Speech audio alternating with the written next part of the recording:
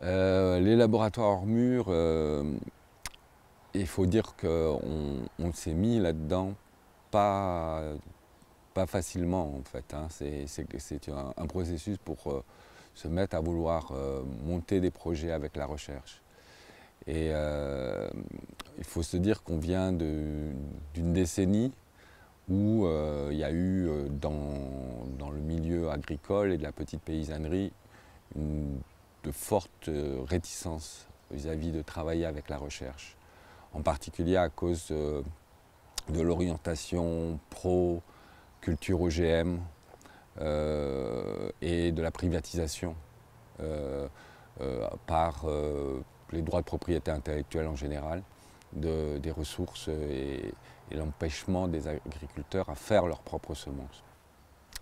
Maintenant, il se trouve qu'au niveau des chercheurs, il y a des personnes qui ont une conscience sociale assez forte, qui comprennent qu'il y a une autre agriculture à soutenir et qui sont en interrelation avec des groupes ou des collectifs d'agriculteurs, de petits agriculteurs, et qui commencent à manifester en fait un intérêt à soutenir un autre projet agricole. En particulier le projet agricole d'une agriculture écologique, paysanne.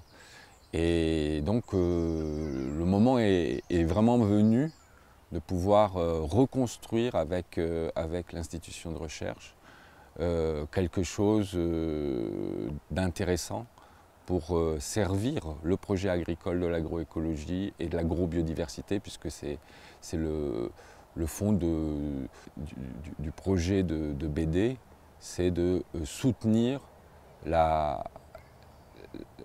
contrôle par les agriculteurs eux-mêmes d'une gestion de leur diversité cultivée ou agricole, ou même pour leur élevage.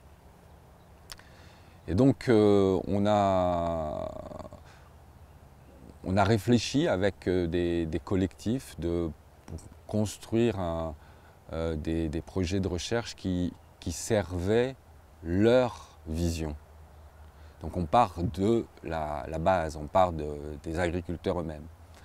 Et on s'est aperçu, on s'est dit on va essayer de voir quelle est la meilleure méthode pour réussir à construire un projet de recherche qui tienne la route et qui soit vraiment utile. Donc recherche, action forcément, parce qu'il faut assez rapidement pouvoir le mettre en application.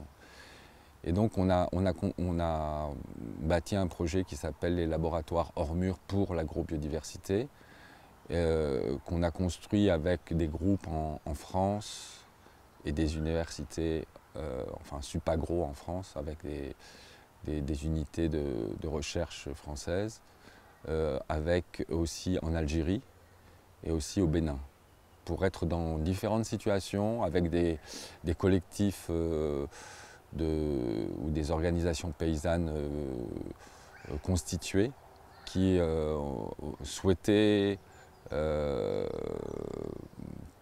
qui acceptaient de participer à cette expérimentation, parce que pour moi je trouve qu'on est encore en expérimentation, car ces lieux n'existent pas en fait, ces lieux de rencontre et de co-construction n'existent pas du tout. On a même été surpris de voir à quel point c'était innovant pour les groupes avec lesquels on travaillait et pour les chercheurs. Donc on l'appelait laboratoire hors mur parce qu'on souhaitait que l'atelier ne se passe pas dans le cadre des laboratoires, dans les institutions ou dans les stations de recherche des institutions, mais que les discussions aient lieu déjà sur les terrains et avec c'est plutôt à l'invitation des groupes que se font les discussions et que se réfléchissent quelles sont en fait les vraies questions qui pourraient être abordées ensemble. Ouais, on a eu pendant 2 ans donc ce travail dans différents coins, et on a rassemblé après toutes les expériences. On voit bien qu'on est dans la bonne direction.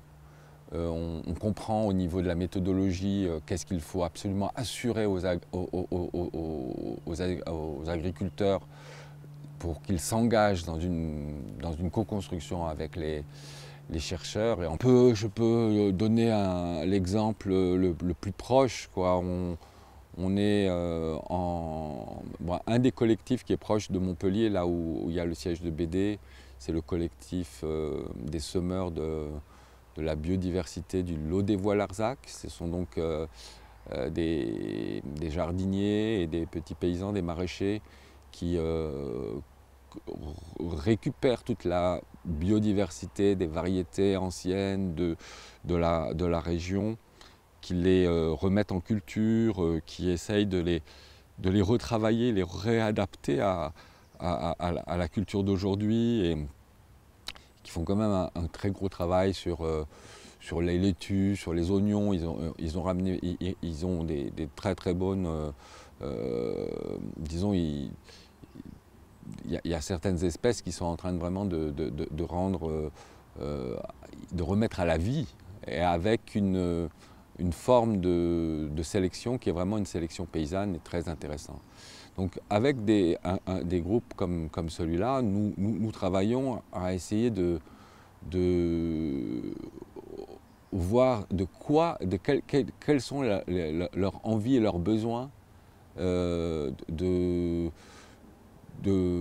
affiner des points, soit en termes de sélection, pour tester certaines choses, soit pour vérifier que le côté nutritionnel de leurs produits est équivalent ou supérieur à ce qu'on trouve généralement dans le commerce, soit pour connaître l'histoire. Donc là, dans ce cas-là, notre rôle à BD, c'est plutôt d'être dans l'interface, donc à essayer de rapprocher des chercheurs ou vous vérifiez que des étudiants en master peuvent venir éclairer ce point-là.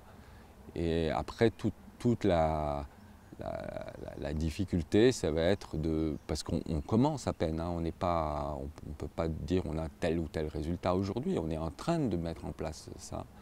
Ça va être de voir comment on va pouvoir peu à peu institutionnaliser, ça veut dire avoir des moyens financiers pour financer ces recherches-actions. Parce qu'aujourd'hui, c'est la croix et la bannière pour trouver 3 sous pour le faire, pour pouvoir mobiliser les chercheurs. Il n'y a aucun lieu où eux-mêmes peuvent se faire de la transdisciplinarité.